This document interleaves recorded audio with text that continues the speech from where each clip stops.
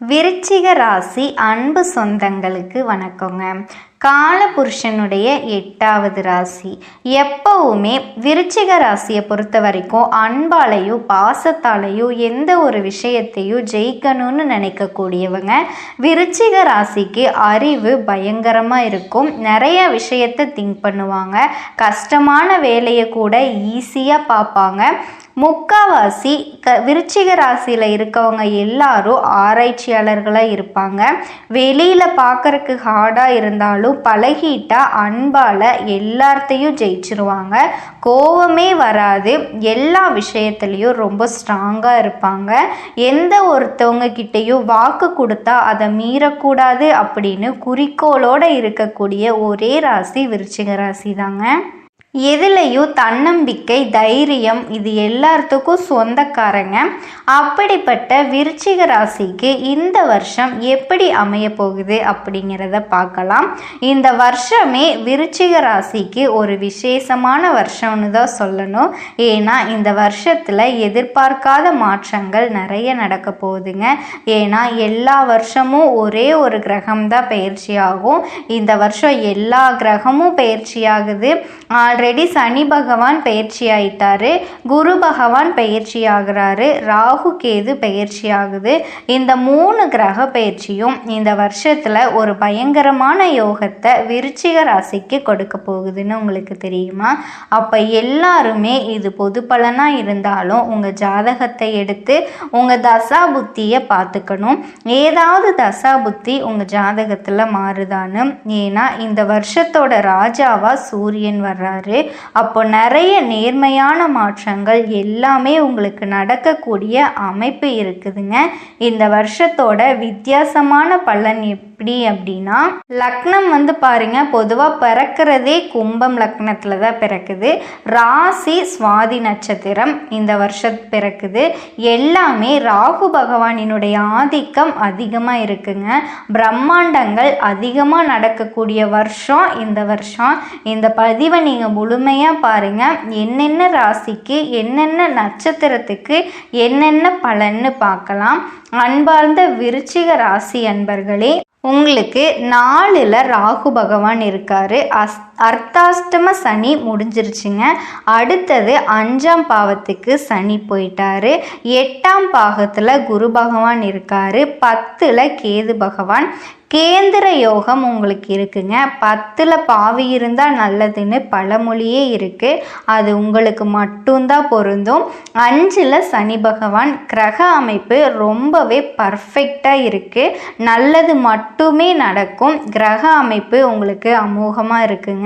கண்டிப்பாக இந்த வருஷம் முடியறதுக்குள்ள வீடோ இடமோ வாங்கிடுவீங்க.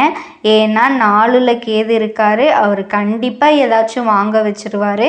கடன் வாங்கியாவது வாங்கிடுவீங்க. அந்த கடனையும் இந்த வருஷத்துக்குள்ள கட்டக்கூடிய அமைப்பு உங்களுக்கு இருக்குங்க. கஷ்டத்தை தூக்கி சுமந்துட்டு இருக்கீங்க. இனி அதை கீழே இறக்கி வச்சிடலாம். உங்கள் தலையெழுத்தையே மாற்றி அமைக்க போகிற வருஷம் இந்த வருஷங்க. கெட்ட பலனே இல்லை. சொல்லப்போனால் கெட்ட பலனுக்கே போகக்கூடாது. அந்த அளவுக்கு ராஜயோகம் உங்களுக்கு இருக்குது. லைஃபே மாறப்போகுதுங்க.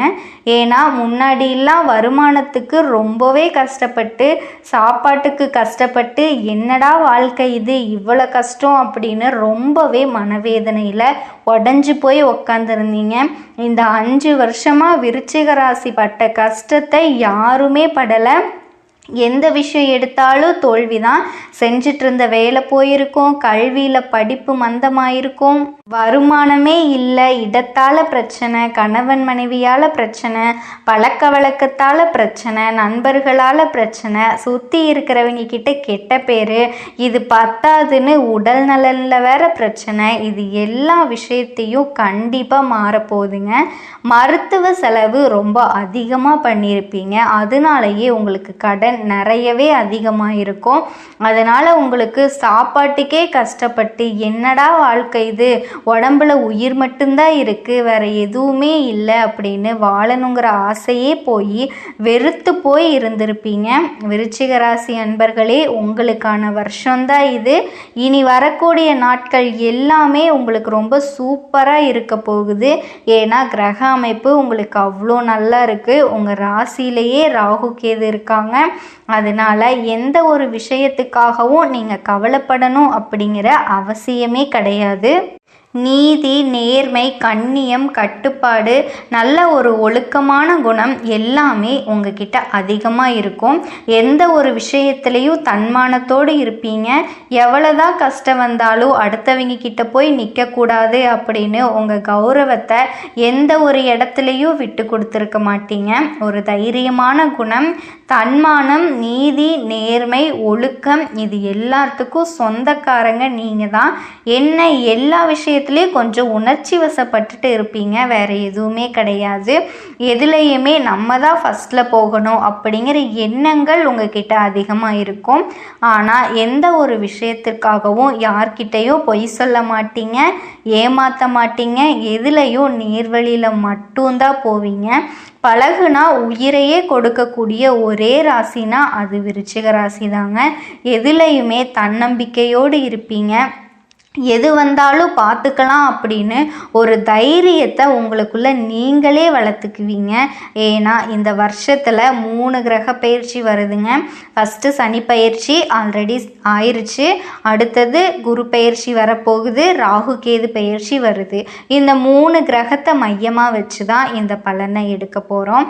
ஏன்னா இந்த 3ஓட தொடர்பில் தான் எடுக்கணும். இவங்க மட்டும்தான் எல்லா ராசியிலையும் அதிக நாள், ஒரு ராசியில் அதிக நாள் சஞ்சாரம் செய்யக்கூடிய கிரக அமைப்புகள் இதெல்லாம். ஏன்னா இப்போ சனி பகவான்னா 2.5 வருஷம், குரு பகவான்னா 1 வருஷம் போவார், ராகு கேது பகவான்னா 1.5 வருஷம் சஞ்சாரம் செய்வார். இதை வச்சு தான் நம்ம இந்த பலனையே எடுத்திருக்கோம். இந்த வருஷத்தை பொறுத்த வரைக்கும் விருச்சிக ராசிக்கு நல்லதா கெட்டதானா கண்டிப்பாக நல்லது தாங்க. இதில் பாருங்கள், இந்த வருஷத்தோட பேரே விசுவாவசு வருடம். எந்த ஒரு விஷயத்திற்காகவும் கவலைப்படாதீங்க. விரய சனியை நினச்சி ரொம்பவே பயத்தில் இருக்கீங்க. எதுக்காகவும் பயப்பட வேணாம். எந்த ஒரு கிரகமுமே இனி வரக்கூடிய நாட்களில் உங்களுக்கு பெருசாக எந்த பாதிப்பு வராது. என்ன செவ்வாய் கொஞ்சம் நீசமாக இருந்தார், அவ்வளோதான். மற்றபடி எல்லா விஷயத்துலேயும் இனி வரக்கூடிய நாட்கள் நல்லா தான் இருக்கும். இனி முடிஞ்ச இந்த 2-3 மாதமாகவே மேடு பள்ளமெல்லாம் தாண்டி வந்திருப்பீங்க.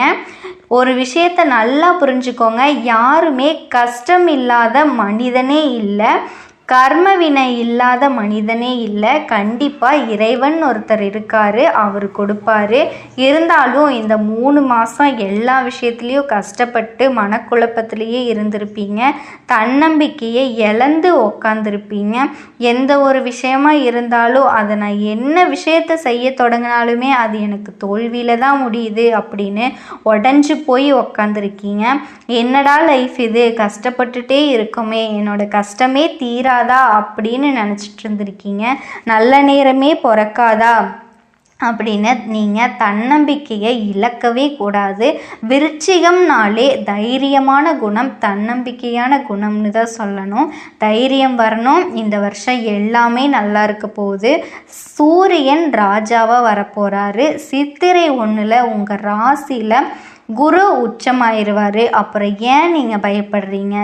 எந்த ஒரு விஷயத்திற்காகவும் நீங்கள் பயப்படவே வேணாம். சனி பகவானுக்கு ஒரு சில வழிபாடு பண்ணுங்க, எல்லாமே சரியாயிரும். உங்கள் ஜாதகத்தில் பார்த்தா சனி நல்லவரா கெட்டவரான்னு தெரியும். இதுக்கு முன்னாடி எத்தனை பேருக்கு உடலில், பூமி வாங்குறதுல, வீடு வாங்குறதுல கண்டிப்பாக பிரச்சனை வந்திருக்கும். இல்லைனா வண்டி வாகனம் செலவு வந்திருக்கும், வேலை இடம் இதில் எல்லாம் பிரச்சனை வந்திருக்கும். இல்லைனா இருக்கிற வீட்டை சேஞ்ச் பண்ணியிருப்பீங்க, பூமியை சேஞ்ச் பண்ணியிருப்பீங்க, வேலையை சேஞ்ச் பண்ணியிருப்பீங்க. இந்த மாதிரி நிறைய விஷயத்தில் கஷ்டத்தை அனுபவிச்சிருப்பீங்க. நிறைய விஷயத்துக்கு செலவு அதிகமாக பண்ணியிருப்பீங்க.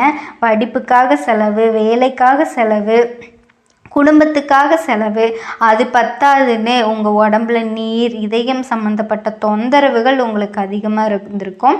இந்த 2-3 மாதத்தில் எது எடுத்தாலும் உங்களுக்கு பிரச்சனையாக தான் இருந்திருக்கும்.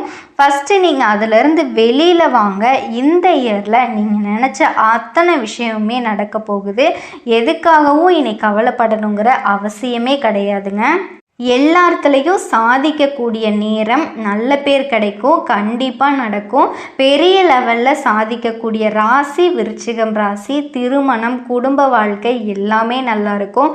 குழந்தை பாக்கியம் இல்லாதவங்க